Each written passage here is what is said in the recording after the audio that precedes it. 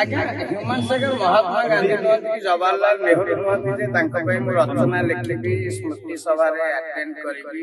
ପ୍ରଥମେ ମୁଁ ଦାୟୀ, ପକ୍କା ମୁଁ ଦାୟୀ, ମୁଁ ନିଜକୁ ଦାୟୀ କରିବି। ଆଜ୍ଞା ଆସିକି ଏଠି ଅଭାବଗ୍ରସ୍ତ ହେଇଗଲି ତାଙ୍କ ଚକ୍ରରେ ପଡି। ତାଙ୍କ ମାଙ୍କୁ ତାଙ୍କ ବାପା ଯଦି ଗାଳି ଦେବେ ସେଇଟା ବି ଅପରାଧ। ଆଜ୍ଞା ହ୍ୟୁମାନ ସାଗର ମହାତ୍ମା ଗାନ୍ଧୀ ନୁହନ୍ତି କି ଜବାହରଲାଲ ନେହେରୁ ନୁହନ୍ତି ଯେ ତାଙ୍କ ପାଇଁ ମୁଁ ରଚନା ଲେଖିବି, ସ୍ମୃତି ସଭାରେ ଆଟେଣ୍ଡ କରିବି, ତାଙ୍କର ସ୍ମରଣିକାରେ ଲେଖିବି, ତାଙ୍କ ସ୍ମୃତି ଚାରଣ କରିବି।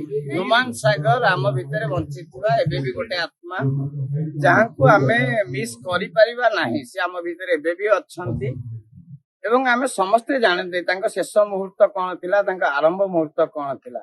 ଜଣେ ଲୋକ ଯାହା ଭିତରେ କେବଳ ମିଛ କହିବା ଛଡା ଅନ୍ୟ କୌଣସି ଅପରାଧ ପ୍ରବଣତା ମୁଁ ଦେଖିନି। ସେ କେବଳ ମିଛ କୁହନ୍ତି ଆପଣ ମାନଙ୍କୁ ବଞ୍ଚେଇବା ପାଇଁ, ଆମ ସାମ୍ନାରେ ତା ସାମ୍ନାରେ ଥିବା ଲୋକଟାକୁ ବଞ୍ଚେଇବା ପାଇଁ।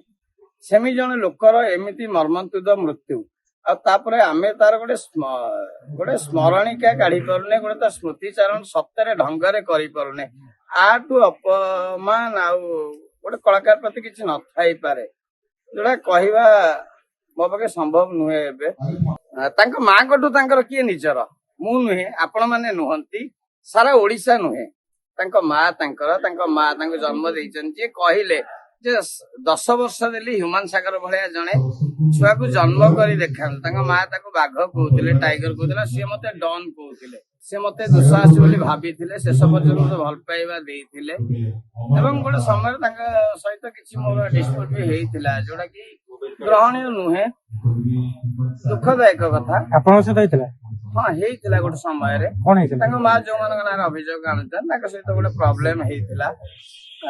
ସେଟା ଏବେ ଅଣ୍ଡର ଜୁଡିକ୍ସନ ବର୍ତ୍ତମାନ କୋର୍ଟରେ ବିଚାରାଧୀନ ଅଛି। ତେଣୁ ମୁଁ ତାକୁ ନେଇକି ଅଧିକ କିଛି ମନ୍ତବ୍ୟ ଦେବାକୁ ଚାହିଁବିନି। କିନ୍ତୁ ଆମେ ରେଷ୍ଟ ଇନ୍ ପିସ୍ ନୁହେଁ, ଜଷ୍ଟିସ ଫର ହ୍ୟୁମାନ ସାଗର। ଇଏ ବି ଆମର ଜଣେ କୋୱାର୍କର, ସିଏ ଆମ ସହିତ କାମ କରନ୍ତି। ବହୁତ ଆପଣ ଯୋଉ ମ୍ୟାଡାମଙ୍କ ନାଁ ନେଲେ, ସିଏ ଆମ ସହିତ କାମ କରନ୍ତି। ସେମିତି କିଛି ମୁଁ କହିବା ଅନ୍ତତଃ ସମୀଚୀନ ହବନି, ତଦନ୍ତ ହଉ। ସିଏ ଆସିନାହାନ୍ତି କାହିଁକି? ମତେ ତ କେହି ଡାକି ନାହାନ୍ତି, ମୁଁ ଆସିଛି। ମତେ କେହି ବି ଡାକି ନାହାନ୍ତି, ସିରିୟସଲି କେହି ବି ଡାକି ନାହାନ୍ତି। କାଳେ ମୁଁ କଣ କହିଦେବି, ମୁଁ କହିବାର ପଛଘୁଞ୍ଚା ଦିଏନି, ମୁଁ ମରିବାକୁ ପଛଘୁଞ୍ଚା ଦିଏନି। ମନ୍ଦିରରେ ଛିଡା ହେଇଛି ମିଛ କହିବା ମୁଁ ଶିଖିନି ଆରମ୍ଭରୁ। ହ୍ୟୁମାନ ସାଗର କେବଳ ମୋ ସାଙ୍ଗ, ମିଛ କହେ, ତାର ସେତିକି ଅପରାଧ। ସେ ମିଛ କହେ, ମିଛରେ କହିଦିଏ ଆଜି ମୋ ଝିଅ ଦେହ ଖରାପ। ମୁଁ ସବୁବେଳେ ବୁଝେଇଛି ଭାଇ ଏମିତି କହନି କହନି କହନି। ତାଙ୍କ ମାଙ୍କୁ ତାଙ୍କ ବାପା ଯଦି ଗାଳି ଦେବେ ସେଇଟା ବି ଅପରାଧ, ଯଦି ହ୍ୟୁମାନ ସାଗର ବି ଗାଳି ଦେବେ ସେଇଟା ବି ଅପରାଧ।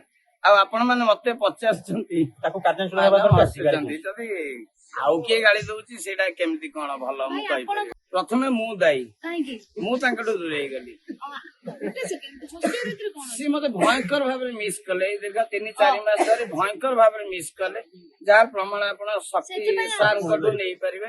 ପକ୍କା ମୁଁ ଦାୟୀ, ମୁଁ ନିଜକୁ ଦାୟୀ କରିବି। ଆଜ୍ଞା ଦେଖନ୍ତୁ ତାଙ୍କ କ୍ୟାରିୟର ଅନେକ ଲୋକ ତାଙ୍କୁ ନେଇକିରି କିଏ କହୁଛି ତାଙ୍କ ପ୍ରଥମ ସିନେମା କଣ ଆମେ ଜାଣିଛୁ, ତାଙ୍କ ପ୍ରଥମ ଗୀତ କଣ ଆମେ ଜାଣିଛୁ। ଜଣେ ସଙ୍ଗୀତ ସେ କହିଲେ ଯେ ଆମେ ସଙ୍ଗୀତ ବୈଜ୍ଞାନିକ କହିଲେ ଯେ ଆମେ ପ୍ରତିଶୋଧ ନବୁ, ଆମେ ଯିଏ ଦାୟୀ ଇଏ ନବୁ। ରାତାରାତି କଣ ଖେଳ ହେଇଗଲା ଆମେ ଜାଣିନୁ, ସିଏ ଆଜିକାଲି ପଛଘୁଞ୍ଚା ଦେଲେଣି।